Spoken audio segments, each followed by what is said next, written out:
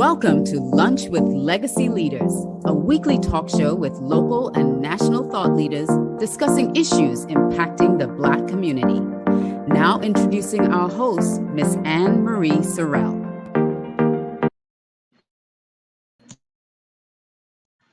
Good afternoon and welcome to Lunch with Legacy Leaders. I'm your host, Anne Marie Sorrell, President and CEO of the Mosaic Group. Thank you so much for taking time out of your busy afternoon to join us as we discuss various issues impacting the Black community. Before we get started with our broadcast, I want to thank our sponsors for making this broadcast possible.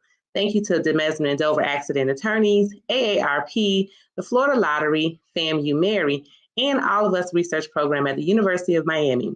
Today, I am joined by two very important and special guests, Ms. Teri Williams, President and COO of OneUnited Bank, and Patrick Range, who's the former board chair of Virginia Key Beach Trust. Welcome, Teri and Patrick. How are you? Great. Thanks for having me. Fantastic. Thank you so much for the opportunity. Well, thank you for being here. So we're going to get right into it. Teri, most people know who you are, and it's so good to see you again. You've been on Lunch with Legacy Leaders, so welcome back. Patrick, this is your first time being here, so welcome to our audience and our listeners. So we're going to dive right in. We're here to talk about what's happening with Virginia Key Beach, a staple in the Black community in Miami and in South Florida. So before we get started, for those who may not be familiar with Virginia Key Beach, can you share a brief history? I'm going to start with you, Patrick, since you are the former chair of the trust. Can you share a brief history of what is Virginia Key Beach? Why is it significant and its historic nature? Absolutely. So as we know, in segregation days, there were many places that Blacks could not go. And likewise, in terms of our beaches and recreation places, the same thing existed. We could not go to the public beaches here in Miami. We could not go to what we know now as South Beach, Hallover Beach. These places, we were not welcomed. And through some protests and discontent that was expressed publicly by key figures in our community back in the late 30s, early 40s, it was determined that there would be a location that Blacks could go to swim and recreate. And at that time, it was called Bears Cut, what we now know as the Virginia Key Beach Park. And so that was the be-all, end-all for Blacks back in segregation days. That was the beach that we could go to for all of our celebratory functions, whether it be birthdays, religious services like baptisms, Easter sunrise services, weddings, anything that we celebrated, certainly holidays and those sorts of things as well. This was the place for us to go and enjoy and be able to be outdoors in the natural environment and recreate in that fashion. So the park actually opened for those purposes in 1945 and continued on as our place of recreation and respite through the segregation days. Obviously, once integration took place and we were able to now visit as a people the public beaches, we no longer had a need, or the popularity of the beach kind of went away. The county did not take care of the property itself, and it really fell into disrepair. So much so that the park was actually closed in the early 80s and did not have much activity at all other than what we would, some of us would know as the splashdown days. There was very limited use of the park. And eventually a developer came forward to the city of Miami and requested to build a eco resort, laid out a whole proposal to have that done. And the community very quickly stood up and said, wait, no, this is hallowed ground. This is our space. This is the space that we knew and loved, and this needs to be preserved for those coming behind us. And so at that point, the trust was formed, it's the Virginia Key Beach Park Trust, into what we had up until just a few days ago. So that's just a little history on the park and why it's of significance to us. As both of you know, We don't have much left here in the Black community to call our own. And this space remains that for us. And clearly, as we're seeing now, if we don't pay attention to it, if we don't take care of it, we can lose it. Thank you for that, Patrick. Teri, can you shed some light on the recent the things that have come up with Virginia Key Beach regarding the city of Miami and the trust? Can you bring us up to speed on that? Yes. Yeah. So first of all, I was introduced to Virginia Key Beach by Jean Tenney, and didn't really fully hear the history as Patrick just mentioned. But it came up again recently as I learned that the city commissioners were attempting and have successfully now eliminate the trust, which is a majority Black board, eliminate the trust and take it over, have the city commissioners take over the trust of Virginia Key Beach. For me, as president of the largest Black-owned bank in the country, recognizing, as I sit here in Miami, recognizing that we, as Patrick says, have very few things that we have sort of control over, as well as we have a tremendous history, whether it's Virginia Key Beach or, Overtown or Liberty City or Little Haiti. We have tremendous history in Miami-Dade County and in the city of Miami that, feels like we are losing, as developers are coming in and as gentrification is occurring in our community.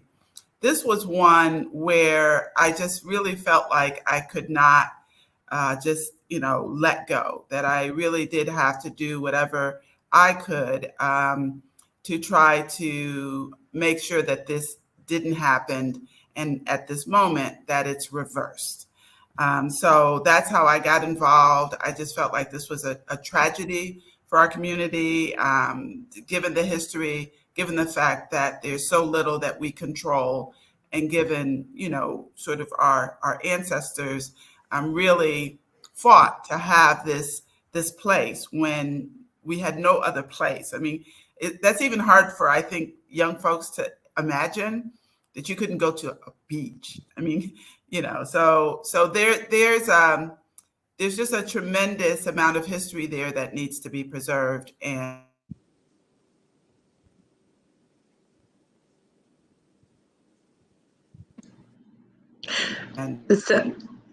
Yeah, no, and thank you for sharing that, Teri. So is there a reason, do you have any background from the city on why this sudden shift? Why do they have such a sudden interest in taking over this historic beach? Is there a possibility for another eco-tourism resort plan? What's the motivation? Do you all know the motivation for behind the city and why they're doing this takeover? Well, it's in my mind not hard to figure, Anne-Marie. It typically boils down to one of either money or power when you're dealing in politics in this city, unfortunately. And we know that the development of the museum, the proposed museum to Black history, carries a price tag with it, one which has already been preliminarily funded through the county general obligation bond. The trust was approved to receive an allocation of something like $15.5 million from the general obligation bond, along with about $5 other million in other dollars, for a total of about $20 million to go towards the development of this museum. Certainly, it was our intent to be able to control these dollars and how they flow in terms of the contractors and so forth that would be coming on board. Now that we are out of the way, we no longer have the ability to direct those dollars, and someone else will now be able to do so. And so for me, that's the most glaring thing in this whole picture, for commissioners some of whom had not even made appointments to the board, to our trust, much less not even having come out to the park to see what it is that we do and who we are and what the park is. For those persons to take such a sudden interest and for things to move as quickly as they did. Realize this was 2 public hearings, and with really no discussion by the commission, these things were passed within a month, and we are out. Can I just add to that, Anne-Marie? Yeah. The reasons that have been given were untrue. They were lies. I'm just being point blank. They were lies. They implied that the trust that Patrick chaired, that there was financial malfeasance. They accused them of having like their hand in the cookie jar. I mean, it's really, first of all, totally false, and really slanderous, So I really feel like when people have to do that, they're really up to no good. I'm just being frank, Then, they moved from that, because when that was proven to not be true, there was an audit that was done that I read cover to cover. So even before I got into the fight, I read the audit cover to cover, and there was nothing in that audit. It's a typical, like internal administrative audit that says you need to fix these things, your minutes and, things like that. There's nothing in there that says financial malfeasance. So when I heard them say that, and when I read the audit, I was like, that's a lie, and therefore there's something else going on here. Then they moved to, the trust isn't moving things forward. They're not doing anything. Well, the trust needed the dollars from the county to move forward, and so the fact that the county was not, helping and holding things up, was difficult for them to move forward. But at the same time, there were a lot of things that did move forward. And in fact, the fact that they even had the money, Patrick mentioned, was to show that, that there was something moving forward. There's a plan, I believe, a master plan as well, Patrick. So even that's not true, So it's like they keep coming up with things that aren't true, which, when people, like I said, when they have to lie, they're up to no good. And is there a particular commissioner or set of commissioners that's leading this charge? Yes. Who are they? I think that's important, because as we have this information, these commissioners have constituents. As an elected official myself, I have voters who vote for me and vote for me for a reason. And so these commissioners have constituents who vote for them for a reason. I think these commissioners need to their constituents need to know what's going on and why. Yeah. No, absolutely. And, it was the entire commission, essentially, except for one commissioner, that voted in favor of the resolution. The resolution was passed 4-1. And the commissioner that proposed the initial resolution was the chair of the commission, Christine King. However, the only Black commissioner on the city commissioners, and she proposed the dissolving the trust. Like, yeah. That's how tragic this is. Only Black commissioner, and she proposed dissolving the trust. And certainly it was a power grab, and again, with them giving false reasons for wanting to take us over. And then having no discussion once we laid our case out to the commission, and said, well, no, these things you said about us are false. These things you said about us are false. So now why is the reason that we should not be able to continue to be here and have input? And this question was never answered. There was no discussion that took place at the commission level. They simply voted, asked a technical question or two, and took a vote. And that was it. They failed to respond to any of the community members, as a matter of fact, that were there to speak in opposition to this resolution that was presented. And they failed to even address the very constituents, that they should be responsible to. And so this is the issue. And that's, Go ahead, Teri. No, it's an important lesson for your audience as well. So it's Virginia Key Beach, but it's also, the importance of ownership and control. And that's one of the things that you don't give up. If you own property, if you own your home, you own your business location, if you have control over dollars, or, if you find yourself in a position where you can exert, some influence over what's done, you have control. you don't just give that up. It just amazes me that that would be done. And although Patrick always says that the trust always reported to the city commissioners, which is true. All companies have boards. They actually are, sort of to what you said, Anne-Marie, they're shareholders. Every year they have to come before the shareholders and get voted, in as board members, So all of us report to someone, but that doesn't mean that we don't have more control than if we're out. We have more control than if we go from a body that has majority Black to that doesn't have majority Black.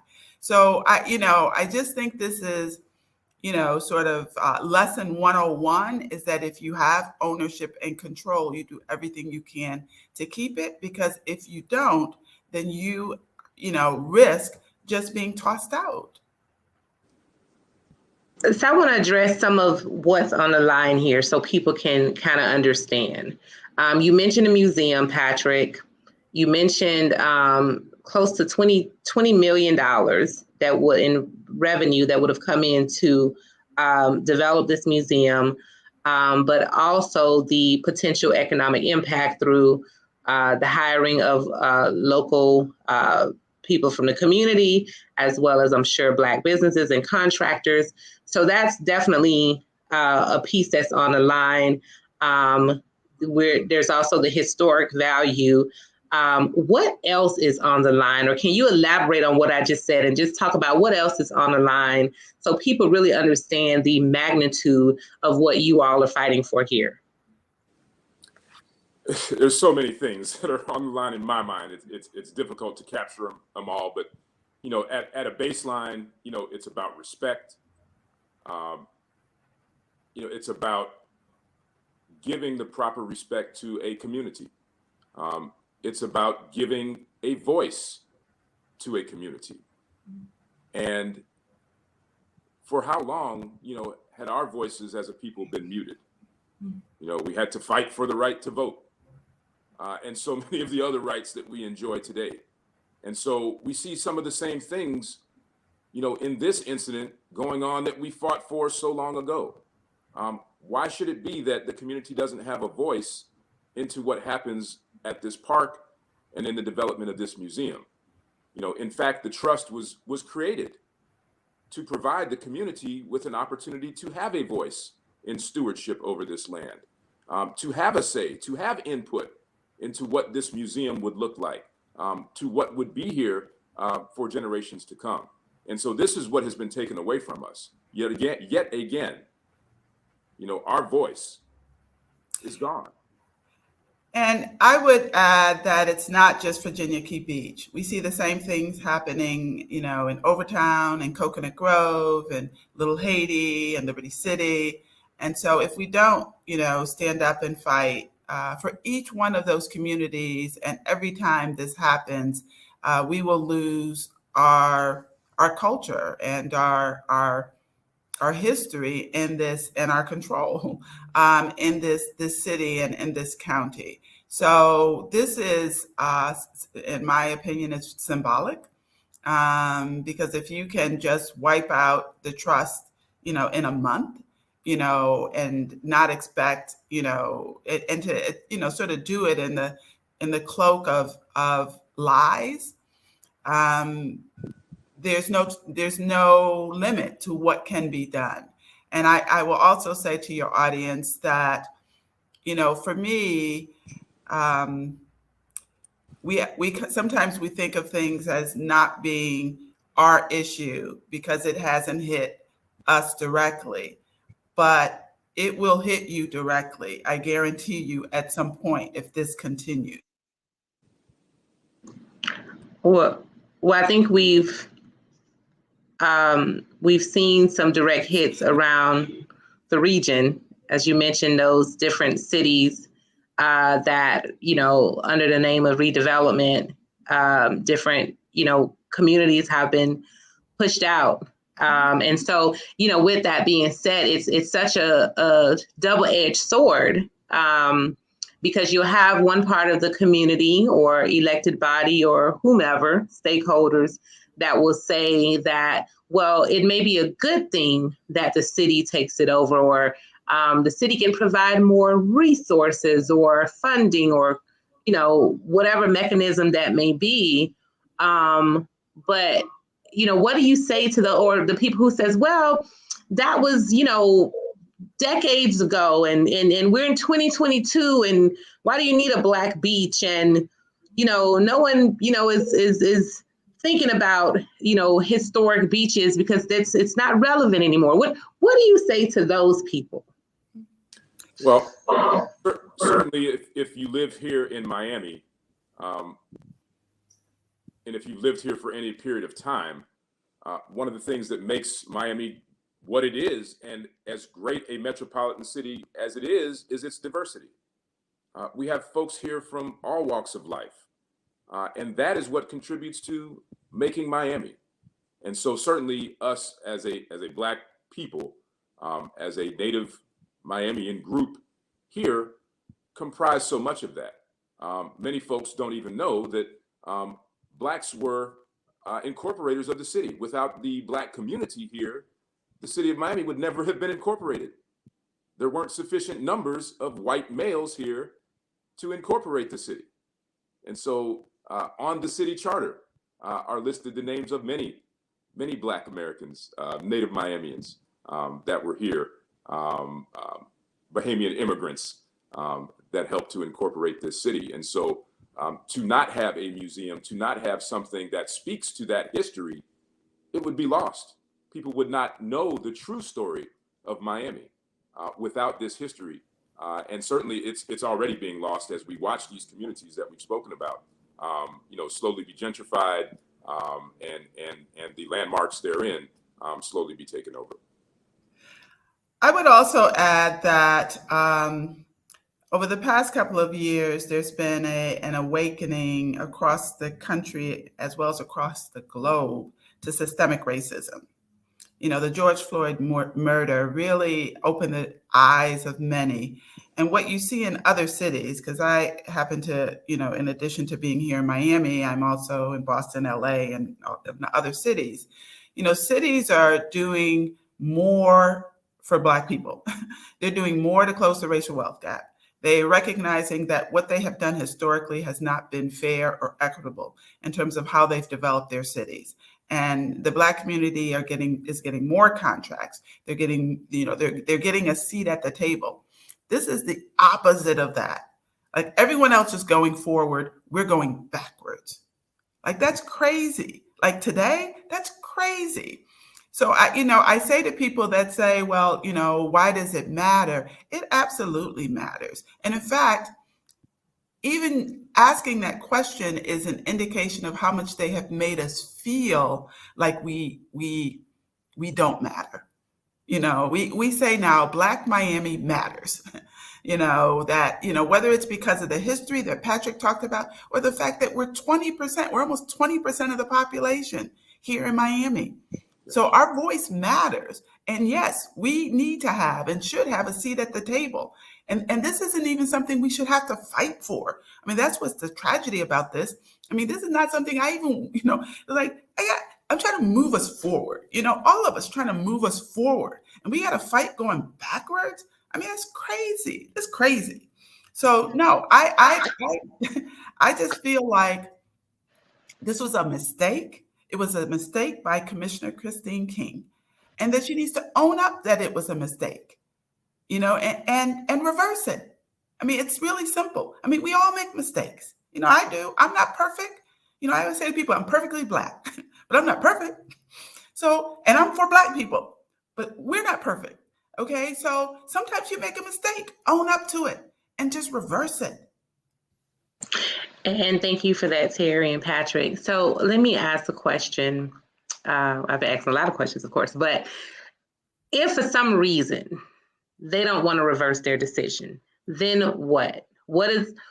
Then what? What does the community do? What does the community act for? What do you fight for now? No, we're going to win. We're going to win this, Anne-Marie. It's not no if, it's when they reverse it. We have to win this. Like, this is ridiculous. Like, don't ever accept it. We're never going to accept it. Okay, that's the answer. We're never going to accept it. Like, they're talking about a task force. A task force is not a trust. A task force is just a cover for them taking the trust. Okay, we can't accept this. It's like somebody stole your lunch, and you're like, okay, well, if they stole your lunch, what else are you going to do? What else are you going to eat? I mean, it's just like, no, like, you can't steal my lunch. Okay, you can't steal the history of Black people in Virginia Key Beach. So we cannot accept it. And I said, call Christine King, call the commissioners, call your commissioner. And you don't have to be Black to care about this. I mean, everybody has a history in this community that should be respected. So you don't have to be Black. In fact, a lot of the people that spoke against this, all these people came up and spoke against them doing this. And they were all ethnicities. They were from all generations. I mean, you don't have to be Black to care about this. This is just wrong. So there's no if here. It's like, they need to reverse this, and we can accept nothing less. Got you. Well, I just want to put that out there. So the call to action, you mentioned some of it, but I want everybody to clearly understand, how can they get involved, whether they live in Miami or not. How can people get involved? How can we ensure that the community's voice is being heard? What are the call to actions? What are the next steps? So there are many, and one of them is what I said. Call the commissioner, call Commissioner King, call your commissioner, if it's, whoever your commissioner is, and say, enough is enough, reverse the decision to eliminate the Virginia Key Beach Trust. So that's number one. Number two is that there is a website, blackmdc.org, and it talks about equitable economic development. It talks about the Black community getting our fair share. As this city, there's all kinds of money coming into Miami. That's the other thing. This is money coming from all over the world into Miami, and people are getting very, very wealthy here. So it's not like we're a poor city, okay? But the Black community we're not getting our fair share. So if your audience would go to blackmdc.org, give us your, name and email address so we can add you to the list and keep you up to date on what's going on. And then Patrick can talk about a petition that is actually going on for Virginia Key Beach. Couldn't get my words out. Yes, we do have an active petition that is being circulated, and it really was in opposition to this resolution. And so you still can participate and sign that. There is information for that available on the Historic Virginia Key Beach Park website, and that's virginiakeybeachpark.net. So please do go there and look for the information reference to our petition. What I would also say to your audience is to vote. The election is coming up and on November 8th, and make sure that your voice is heard. And, to also, remember these types of things when it comes time to vote for our commissioners. So, make sure that you vote, and vote continuously. There's been talk about a recall.